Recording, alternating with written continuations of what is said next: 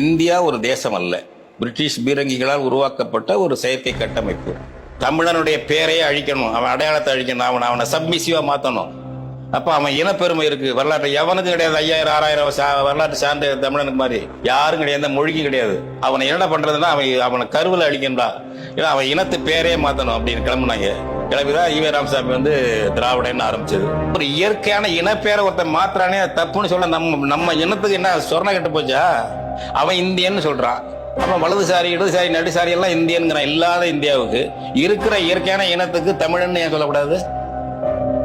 அது எப்படி இவங்க ஒருத்தன் திராவிடமா, ஒருத்தன் பாரதியன்பா, ஒருத்தன் இந்தியன்பா?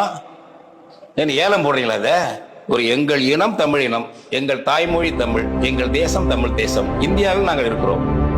இதுதான் எங்களுடைய தமிழ் தேசியம். இந்த தமிழ் தேசியத்துக்கு அதிக அதிகாரங்கள், இறையாண்மை உள்ள அதிகாரங்கள் வேணும்.